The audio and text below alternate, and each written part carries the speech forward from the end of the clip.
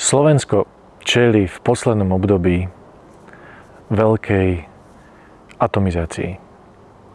Ľudia sú rozdelení, sme unavení po dlhom období korony.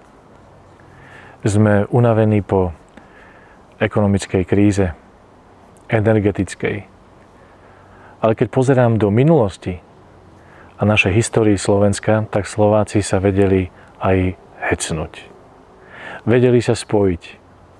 A toto je veľmi dôležité. Blíži sa 30. september.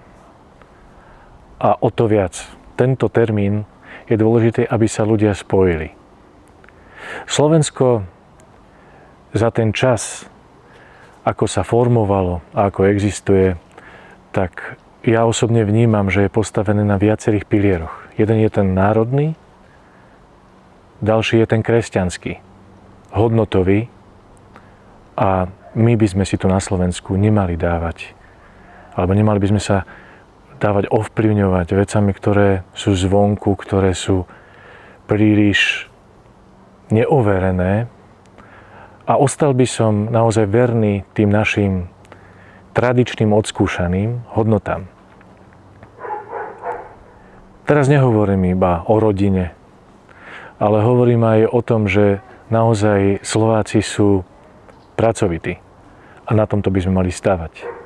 Sú pohostinní, vedia aj prijať, ale takisto vedia povedať, že stop, stačí.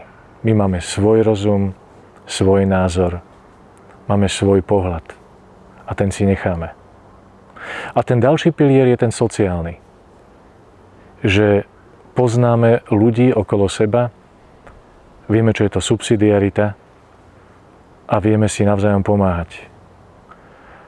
A toto by bolo dobré, aby sme vedeli aj po 30. septembri. Volám sa Emil Mucha a kandidujem za kresťansko-demokratické hnutie pod číslom 36. A chcem vás pozvať, aj požiadať o podporu. Lebo tieto piliere potrebujeme spoločne budovať. Aby naozaj na Slovensku bolo hrdosťou byť Slovákom, aby sme ostali verní svojim kresťanským hodnotám a vedeli sa postarať jeden o druhého. Tak, ako to povedal svätý Pavol.